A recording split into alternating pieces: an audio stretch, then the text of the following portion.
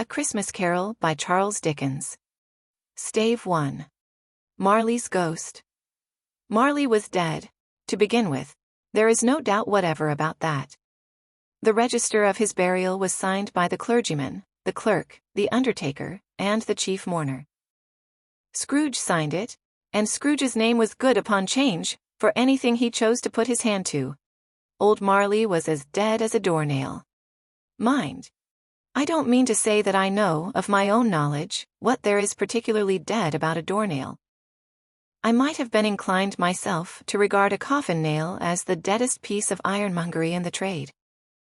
But the wisdom of our ancestors is in the simile, and my unhallowed hands shall not disturb it, or the country's done for. You will therefore permit me to repeat, emphatically, that Marley was as dead as a doornail. Scrooge knew he was dead. Of course he did. How could it be otherwise? Scrooge and he were partners for I don't know how many years. Scrooge was his sole executor, his sole administrator, his sole assign, his sole residuary legatee, his sole friend and sole mourner. And even Scrooge was not so dreadfully cut up by the sad event, but that he was an excellent man of business on the very day of the funeral, and solemnized it with an undoubted bargain. The mention of Marley's funeral brings me back to the point I started from. There is no doubt that Marley was dead. This must be distinctly understood, or nothing wonderful can come of the story I am going to relate. If we were not perfectly convinced that Hamlet's father died before the play began, there would be nothing more remarkable in his taking a stroll at night, in an easterly wind, upon his own ramparts, than there would be in any other middle-aged gentleman, rashly turning out after dark in a breezy spot, say St. Paul's churchyard for instance, literally to astonish his son's weak mind. Scrooge never painted out old Marley's name. There it stood, years afterwards, above the warehouse door, Scrooge and Marley. The firm was known as Scrooge and Marley. Sometimes people new to the business called Scrooge Scrooge, and sometimes Marley, but he answered to both names. It was all the same to him. Oh, but he was a tight-fisted hand at the grindstone, Scrooge, a squeezing, wrenching, grasping, scraping, clutching, covetous old sinner. Hard and sharp as flint, from which no steel had ever struck out generous fire. Secret and self-contained and solitary as an oyster. The cold within him froze his old features, nipped his pointed nose, shriveled his cheek, stiffened his gait, made his eyes red, his thin lips blue, and spoke out shrewdly in his grating voice. A frosty rime was on his head, and on his eyebrows, and his wiry chin. He carried his own low temperature always about with him. He iced his office in the dog days, and didn't thaw it 1 degree at Christmas. External heat and cold had little influence on Scrooge. No warmth could warm, no wintry weather chill him. No wind that blew was bitterer than he. No falling snow was more intent upon its purpose, no pelting rain less open to entreaty. Foul weather didn't know where to have him. The heaviest rain and snow and hail and sleet could boast of the advantage over him in only one respect. They often came down, handsomely, and Scrooge never did. Nobody ever stopped him in the street to say with gladsome looks, "My dear Scrooge, how are you? When will you come to see me?" No beggars implored him to bestow a trifle. No children asked him what it was o'clock. No man or woman ever once in all his life inquired the way to such and such a place, of Scrooge. Even the blind men's dogs appeared to know him, and when they saw him coming on, would tug their owners into doorways and up courts, and then would wag their tails as though they said, "No eye at all is better than an evil eye, dark master." But what did Scrooge care? It was the very thing he liked. To edge his way along the crowded paths of life, warning all human sympathy to keep its distance, was what the knowing ones call nuts to Scrooge. Once upon a time, of all the good days in the year, on Christmas Eve, old Scrooge sat busy in his counting-house. It was cold, bleak, biting weather, foggy withal, and he could hear the people in the court outside go wheezing up and down, beating their hands upon their breasts, and stamping their feet upon the pavement stones to warm them. The city clocks had only just gone 3, But it was quite dark already. It had not been light all day, and candles were flaring in the windows of the neighboring offices, like ruddy smears upon the palpable brown air. The fog came pouring in at every chink and keyhole, and was so dense without, that although the court was of the narrowest, the houses opposite were mere phantoms. To see the dingy cloud come drooping down, obscuring everything, one might have thought that nature lived hard by, and was brewing on a large scale.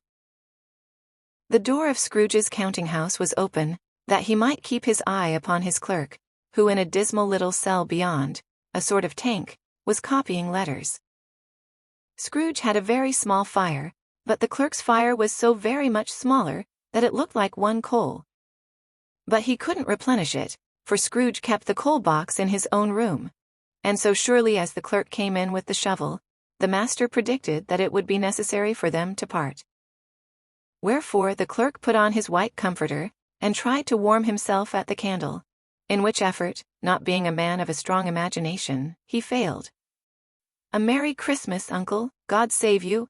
cried a cheerful voice. It was the voice of Scrooge's nephew, who came upon him so quickly that this was the first intimation he had of his approach. "Bah!" said Scrooge. "Humbug!" He had so heated himself with rapid walking in the fog and frost, this nephew of Scrooge's, that he was all in a glow. His face was ruddy and handsome, his eyes sparkled, and his breath smoked again. "Christmas a humbug, Uncle?" said Scrooge's nephew. "You don't mean that, I am sure." "I do," said Scrooge. "Merry Christmas! What right have you to be merry?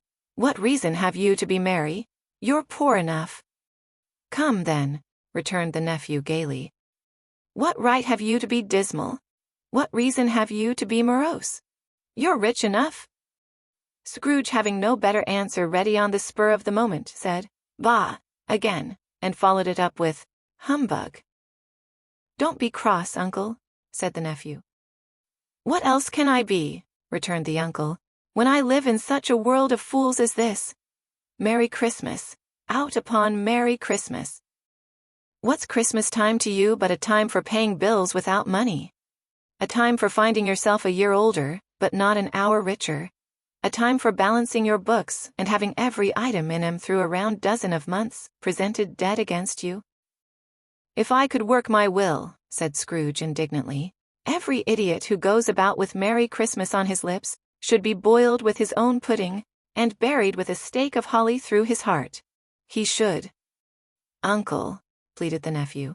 "Nephew," returned the uncle sternly, "keep Christmas in your own way, and let me keep it in mine." "Keep it," repeated Scrooge's nephew. "But you don't keep it." "Let me leave it alone, then," said Scrooge.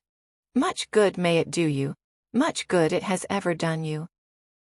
"There are many things from which I might have derived good, by which I have not profited, I dare say," returned the nephew. "Christmas among the rest. But I am sure I have always thought of Christmas time, when it has come round, apart from the veneration due to its sacred name and origin, if anything belonging to it can be apart from that, as a good time, a kind, forgiving, charitable, pleasant time. The only time I know of in the long calendar of the year, when men and women seem by one consent to open their shut-up hearts freely, and to think of people below them, as if they really were fellow passengers to the grave, and not another race of creatures bound on other journeys. And therefore, Uncle, though it has never put a scrap of gold or silver in my pocket, I believe that it has done me good, and will do me good, and I say, God bless it." The clerk in the tank involuntarily applauded. Becoming immediately sensible of the impropriety, he poked the fire, and extinguished the last frail spark forever. "Let me hear another sound from you," said Scrooge, "and you'll keep your Christmas by losing your situation. You're quite a powerful speaker, sir," he added, turning to his nephew. "I wonder you don't go into Parliament." "Don't be angry, Uncle. Come, dine with us tomorrow." Scrooge said that he would see him. Yes, indeed he did. He went the whole length of the expression, and said that he would see him in that extremity first. "But why?" cried Scrooge's nephew. "Why?" Why did you get married? Said Scrooge. Because I fell in love. Because you fell in love, growled Scrooge, as if that were the only one thing in the world more ridiculous than a Merry Christmas. Good afternoon. Nay, uncle, but you never came to see me before that happened. Why give it as a reason for not coming now? Good afternoon, said Scrooge. I want nothing from you. I ask nothing of you. Why cannot we be friends? Good afternoon, said Scrooge. I am sorry with all my heart to find you so resolute. We have never had any quarrel to which I have been a party. But I have made the trial in homage to Christmas, and I'll keep my Christmas humor to the last. So a Merry Christmas, uncle. Good afternoon, said Scrooge. And a Happy New Year. Good afternoon, said Scrooge. His nephew left the room without an angry word notwithstanding. He stopped at the outer door to bestow the greetings of the season on the clerk, who, cold as he was warmer than Scrooge, for he returned them cordially. There's another fellow, muttered Scrooge, who overheard him. My clerk, with 15 shillings a week and a wife and family, talking about a Merry Christmas. I'll retire to Bedlam. This lunatic, in letting Scrooge's nephew out, had let 2 other people in.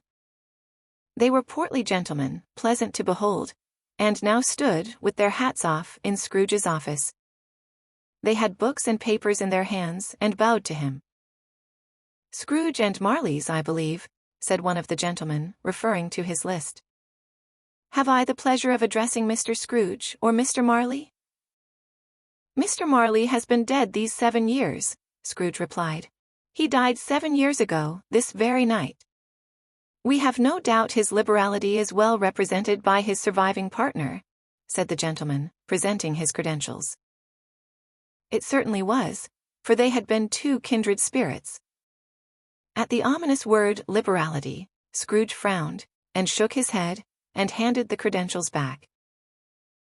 At this festive season of the year, Mr. Scrooge, said the gentleman, taking up a pen, it is more than usually desirable that we should make some slight provision for the poor and destitute, who suffer greatly at the present time. Many thousands are in want of common necessaries. Hundreds of thousands are in want of common comforts, sir. Are there no prisons? Asked Scrooge.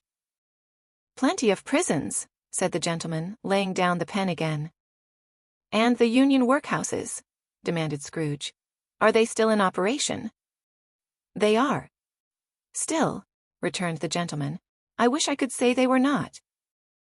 The treadmill and the poor law are in full vigor, then? Said Scrooge. Both very busy, sir. Oh, I was afraid from what you said at first that something had occurred to stop them in their useful course, said Scrooge. I'm very glad to hear it. Under the impression that they scarcely furnish Christian cheer of mind or body to the multitude, returned the gentleman, a few of us are endeavoring to raise a fund to buy the poor some meat and drink, and means of warmth. We choose this time because it is a time of all others, when want is keenly felt, and abundance rejoices. What shall I put you down for? Nothing, Scrooge replied. You wish to be anonymous. I wish to be left alone, said Scrooge. Since you ask me what I wish, gentlemen, that is my answer. I don't make merry myself at Christmas, and I can't afford to make idle people merry. I help to support the establishments I have mentioned. They cost enough, and those who are badly off must go there. Many can't go there, and many would rather die. If they would rather die, said Scrooge, they had better do it and decrease the surplus population. Besides, excuse me, I don't know that. But you might know it, observed the gentleman. It's not my business, Scrooge returned. It's enough for a man to understand his own business, and not to interfere with other people's. Mine occupies me constantly. Good afternoon, gentlemen. Seeing clearly that it would be useless to pursue their point, the gentleman withdrew. Scrooge resumed his labors with an improved opinion of himself, and in a more facetious temper than was usual with him. Meanwhile, the fog and darkness thickened so that people ran about with flaring links, proffering their services to go before horses and carriages, and conduct them on their way. The ancient tower of a church, whose gruff old bell was always peeping slyly down at Scrooge out of a Gothic window in the wall, became invisible, and struck the hours and quarters in the clouds, with tremulous vibrations afterwards, as if its teeth were chattering in its frozen head up there. The cold became intense. In the main street, at the corner of the court, some laborers were repairing the gas pipes, and had lighted a great fire in a brazier, round which a party of ragged men and boys were gathered, warming their hands and winking their eyes before the blaze in rapture. The water plug being left in solitude, its overflowings sullenly congealed, and turned to misanthropic ice. The brightness of the shops where holly sprigs and berries crackled in the lamp heat of the windows, made pale faces ruddy as they passed. Poulterers' and grocers' trades became a splendid joke, a glorious pageant, with which it was next to impossible to believe that such dull principles as bargain and sale had anything to do. The Lord Mayor, in the stronghold of the mighty mansion house, gave orders to his 50 cooks and butlers to keep Christmas as a Lord Mayor's household should, and even the little tailor, whom he had fined 5 shillings on the previous Monday for being drunk and bloodthirsty in the streets, stirred up tomorrow's pudding in his garret, while his lean wife and the baby sallied out to buy the beef. Foggier yet, and colder, piercing, searching, biting cold. If the good St. Dunstan had but nipped the evil spirit's nose with a touch of such weather as that, instead of using his familiar weapons, then indeed he would have roared to lusty purpose. The owner of one scant young nose, gnawed and mumbled by the hungry cold as bones are gnawed by dogs, stooped down at Scrooge's keyhole to regale him with a Christmas carol. But at the first sound of, "God bless you, merry gentlemen, may nothing you dismay," Scrooge seized the ruler with such energy of action, that the singer fled in terror, leaving the keyhole to the fog and even more congenial frost. At length the hour of shutting up the counting-house arrived. With an ill will Scrooge dismounted from his stool, and tacitly admitted the fact to the expectant clerk in the tank, who instantly snuffed his candle out and put on his hat. "You'll want all day tomorrow, I suppose," said Scrooge. "If quite convenient, sir." "It's not convenient," said Scrooge, "and it's not fair. If I was to stop half a crown for it, you'd think yourself ill-used, I'll be bound." The clerk smiled faintly. "And yet," said Scrooge, "you don't think me ill-used when I pay a day's wages for no work." The clerk observed that it was only once a year. "A poor excuse for picking a man's pocket every 25th of December," said Scrooge, buttoning his greatcoat to the chin. "But I suppose you must have the whole day. Be here all the earlier next morning." The clerk promised that he would, and Scrooge walked out with a growl. The office was closed in a twinkling, and the clerk, with the long ends of his white comforter dangling below his waist, for he boasted no greatcoat, went down a slide on Cornhill, at the end of a lane of boys, 20 times, in honor of its being Christmas Eve, and then ran home to Camden Town as hard as he could pelt, to play at blindman's buff. Scrooge took his melancholy dinner in his usual melancholy tavern, and having read all the newspapers, and beguiled the rest of the evening with his banker's book, went home to bed. He lived in chambers which had once belonged to his deceased partner. They were a gloomy suite of rooms, in a lowering pile of building up a yard, where it had so little business to be, that one could scarcely help fancying it must have run there when it was a young house, playing at hide-and-seek with other houses, and forgotten the way out again. It was old enough now, and dreary enough, for nobody lived in it but Scrooge, the other rooms being all let out as offices. The yard was so dark that even Scrooge, who knew its every stone, was fain to grope with his hands. The fog and frost so hung about the black old gateway of the house, that it seemed as if the genius of the weather sat in mournful meditation on the threshold. Now, it is a fact that there was nothing at all particular about the knocker on the door, except that it was very large. It is also a fact that Scrooge had seen it, night and morning, during his whole residence in that place. Also that Scrooge had as little of what is called fancy about him as any man in the city of London, even including, which is a bold word, the corporation, alderman, and livery. Let it also be borne in mind that Scrooge had not bestowed one thought on Marley since his last mention of his 7 years dead partner that afternoon. And then let any man explain to me, if he can, how it happened that Scrooge, having his key in the lock of the door, saw in the knocker, without its undergoing any intermediate process of change, not a knocker, but Marley's face. Marley's face. It was not in impenetrable shadow as the other objects in the yard were, but had a dismal light about it, like a bad lobster in a dark cellar. It was not angry or ferocious, but looked at Scrooge as Marley used to look, with ghostly spectacles turned up on its ghostly forehead. The hair was curiously stirred, as if by breath or hot air, and, though the eyes were wide open, they were perfectly motionless. That, and its livid color, made it horrible, but its horror seemed to be in spite of the face and beyond its control, rather than a part of its own expression. As Scrooge looked fixedly at this phenomenon, it was a knocker again. To say that he was not startled, or that his blood was not conscious of a terrible sensation to which it had been a stranger from infancy, would be untrue. But he put his hand upon the key he had relinquished, turned it sturdily, walked in, and lighted his candle. He did pause, with a moment's irresolution, before he shut the door, and he did look cautiously behind it first, as if he half expected to be terrified with the sight of Marley's pigtails sticking out into the hall.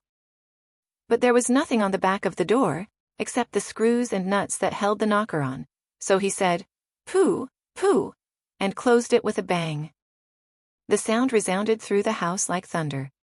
Every room above, and every cask in the wine merchant's cellars below, appeared to have a separate peal of echoes of its own. Scrooge was not a man to be frightened by echoes. He fastened the door and walked across the hall and up the stairs, slowly too, trimming his candle as he went. You may talk vaguely about driving a coach and six up a good old flight of stairs, or through a bad young Act of Parliament, but I mean to say you might have got a hearse up that staircase and taken it broadwise, with the splinter bar towards the wall and the door towards the balustrades, and done it easy. There was plenty of width for that, and room to spare, which is perhaps the reason why Scrooge thought he saw a locomotive hearse going on before him in the gloom. Half a dozen gas lamps out of the street wouldn't have lighted the entry too well, so you may suppose that it was pretty dark with Scrooge's dip. Up Scrooge went, not caring a button for that. Darkness is cheap, and Scrooge liked it. But before he shut his heavy door, he walked through his rooms to see that all was right. He had just enough recollection of the face to desire to do that. Sitting room, bedroom, lumber room, all as they should be. Nobody under the table, nobody under the sofa. A small fire in the grate, spoon and basin ready, and the little saucepan of gruel. Scrooge had a cold in his head, upon the hob. Nobody under the bed, nobody in the closet, nobody in his dressing gown, which was hanging up in a suspicious attitude against the wall. Lumber room as usual. Old fire guard, old shoes, 2 fish baskets, washing stand on 3 legs and a poker. Quite satisfied, he closed his door and locked himself in. Double-locked himself in, which was not his custom.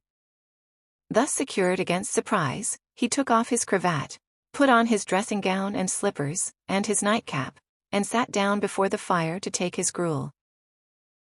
It was a very low fire indeed. Nothing on such a bitter night. He was obliged to sit close to it, and brood over it, before he could extract the least sensation of warmth from such a handful of fuel.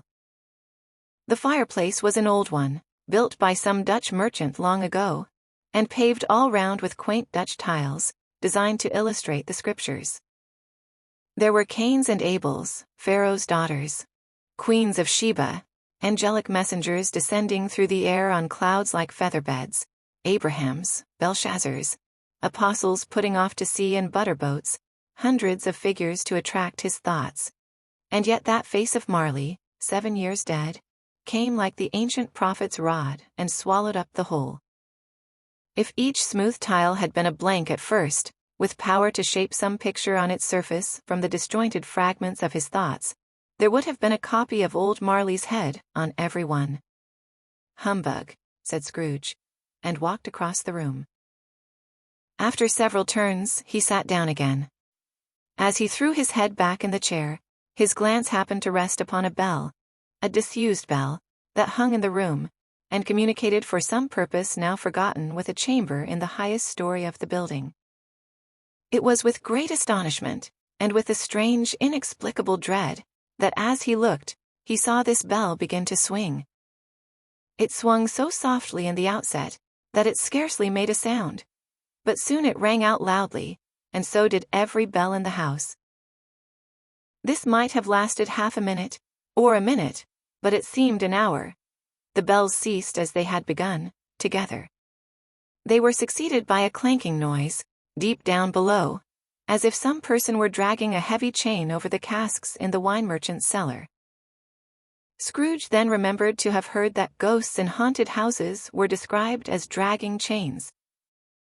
The cellar door flew open with a booming sound, and then he heard the noise much louder on the floors below, then coming up the stairs, then coming straight towards his door.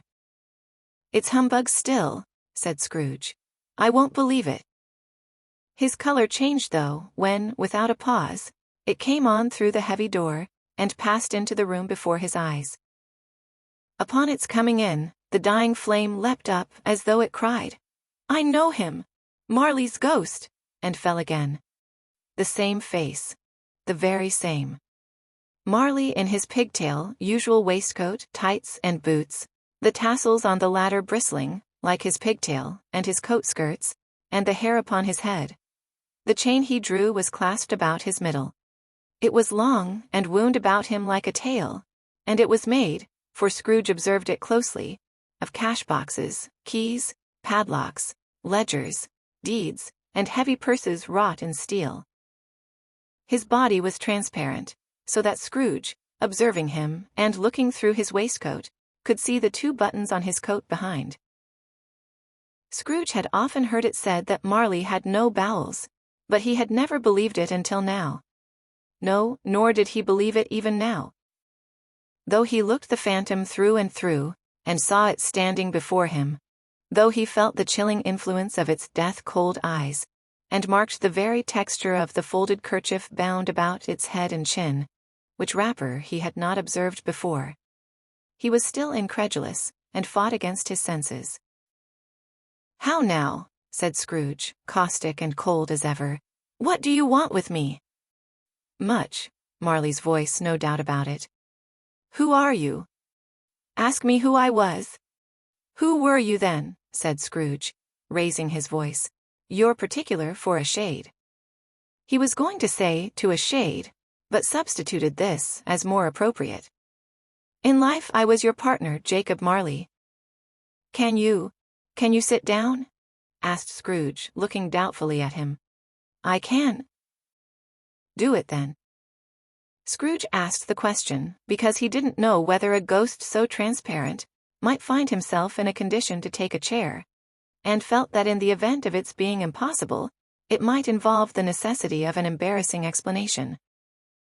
But the ghost sat down on the opposite side of the fireplace, as if he were quite used to it.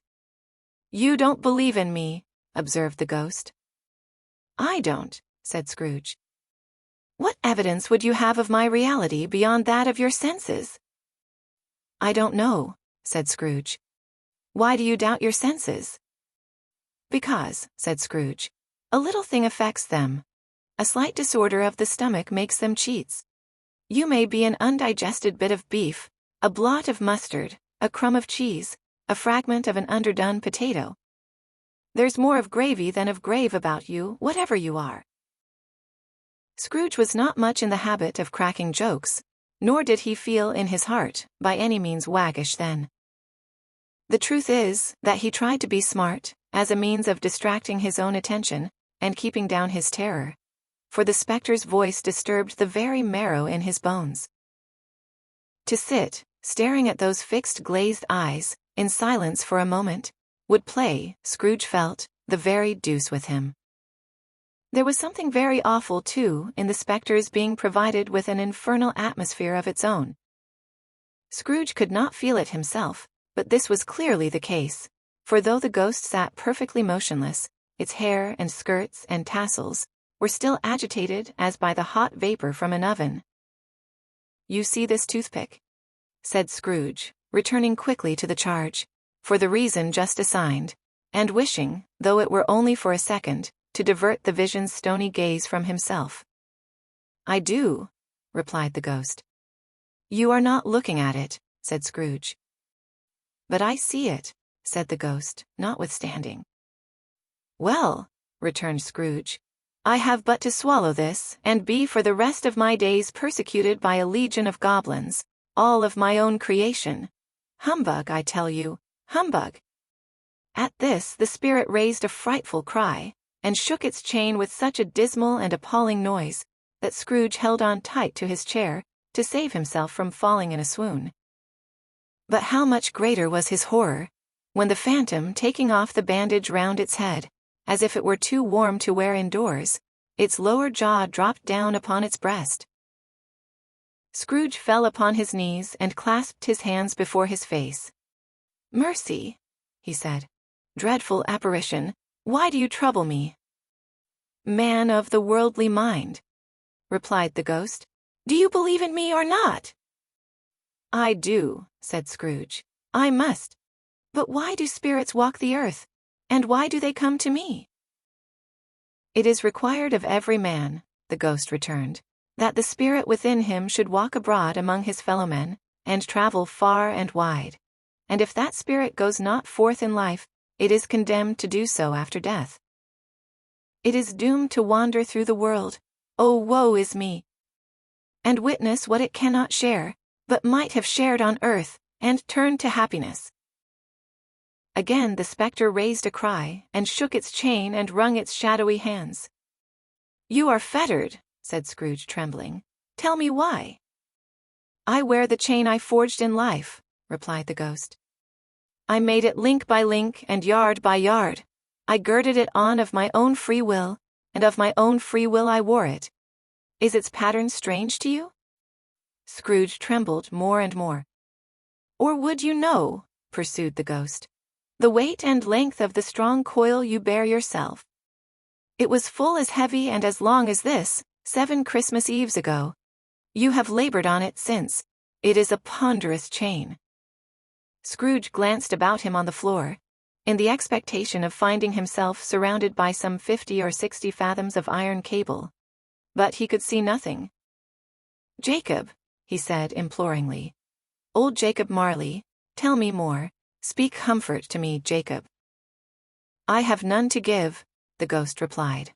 "It comes from other regions, Ebenezer Scrooge, and is conveyed by other ministers to other kinds of men. Nor can I tell you what I would. A very little more is all permitted to me. I cannot rest, I cannot stay, I cannot linger anywhere. My spirit never walked beyond our counting-house, mark me. In life my spirit never roved beyond the narrow limits of our money-changing hole, and weary journeys lie before me." It was a habit with Scrooge, whenever he became thoughtful, to put his hands in his breeches pockets. Pondering on what the ghost had said, he did so now, but without lifting up his eyes or getting off his knees. "You must have been very slow about it, Jacob," Scrooge observed, in a businesslike manner, though with humility and deference. "Slow," the ghost repeated. 7 years dead," mused Scrooge, "and traveling all the time." "The whole time," said the ghost. "No rest, no peace. Incessant torture of remorse." "You travel fast?" said Scrooge. "On the wings of the wind," replied the ghost. "You might have got over a great quantity of ground in 7 years," said Scrooge. The ghost, on hearing this, set up another cry, and clanked its chain so hideously in the dead silence of the night, that the ward would have been justified in indicting it for a nuisance. "Oh! Captive, bound, and double-ironed," cried the phantom, "not to know that ages of incessant labor by immortal creatures for this earth must pass into eternity before the good of which it is susceptible is all developed. Not to know that any Christian spirit working kindly in its little sphere, whatever it may be, will find its mortal life too short for its vast means of usefulness. Not to know that no space of regret can make amends for one life's opportunity misused. Yet such was I. Oh, such was I. But you were always a good man of business, Jacob, faltered Scrooge, who now began to apply this to himself. Business, cried the ghost, wringing its hands again. Mankind was my business. The common welfare was my business. Charity, mercy, forbearance, and benevolence were all my business. The dealings of my trade were but a drop of water in the comprehensive ocean of my business. It held up its chain at arm's length, as if that were the cause of all its unavailing grief, and flung it heavily upon the ground again. At this time of the rolling year, the spectre said, I suffer most. Why did I walk through crowds of fellow beings with my eyes turned down, and never raise them to that blessed star, which led the wise men to a poor abode? Were there no poor homes to which its light would have conducted me? Scrooge was very much dismayed to hear the spectre going on at this rate, and began to quake exceedingly. Hear me, cried the ghost. My time is nearly gone. I will, said Scrooge. But don't be hard upon me, don't be flowery, Jacob, pray. How it is that I appear before you in a shape that you can see, I may not tell. I have sat invisible beside you many and many a day. It was not an agreeable idea. Scrooge shivered, and wiped the perspiration from his brow. That is no light part of my penance, pursued the ghost. I am here tonight to warn you that you have yet a chance and hope of escaping my fate, a chance and hope of my procuring Ebenezer. You were always a good friend to me, said Scrooge. Thank ye.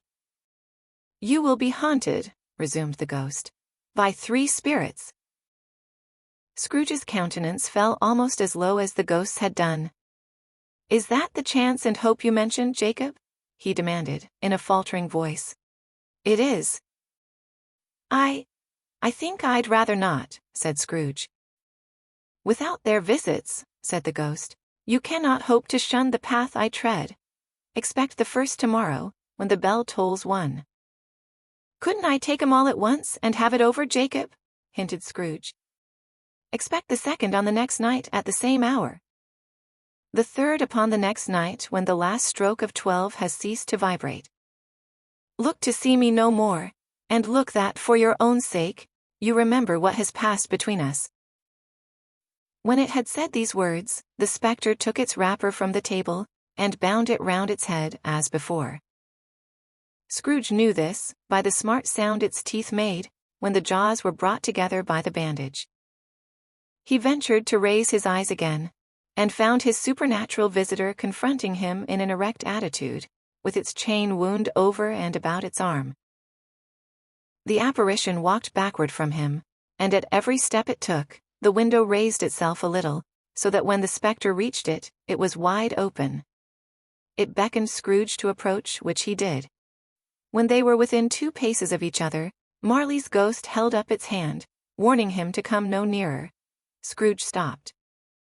Not so much in obedience as in surprise and fear, for on the raising of the hand, he became sensible of confused noises in the air, incoherent sounds of lamentation and regret, wailings inexpressibly sorrowful and self-accusatory. The spectre, after listening for a moment, joined in the mournful dirge, and floated out upon the bleak, dark night. Scrooge followed to the window, desperate in his curiosity. He looked out. The air was filled with phantoms, wandering hither and thither in restless haste, and moaning as they went. Every one of them wore chains like Marley's ghost. Some few, they might be guilty governments, were linked together, none were free. Many had been personally known to Scrooge in their lives. He had been quite familiar with one old ghost in a white waistcoat, with a monstrous iron safe attached to its ankle, who cried piteously at being unable to assist a wretched woman with an infant, whom it saw below upon a doorstep. The misery with them all was, clearly, that they sought to interfere for good in human matters, and had lost the power forever. Whether these creatures faded into mist or mist enshrouded them, he could not tell. But they and their spirit voices faded together, and the night became as it had been when he walked home. Scrooge closed the window and examined the door by which the ghost had entered. It was double-locked, as he had locked it with his own hands, and the bolts were undisturbed. He tried to say, "Humbug," but stopped at the first syllable. And being, from the emotion he had undergone, or the fatigues of the day, or his glimpse of the invisible world, or the dull conversation of the ghost, or the lateness of the hour, much in need of repose, went straight to bed, without undressing, and fell asleep upon the instant. Thank you for listening. This audio is brought to you by EFL Flashcards. Follow us for updates and more audio content. Stay tuned.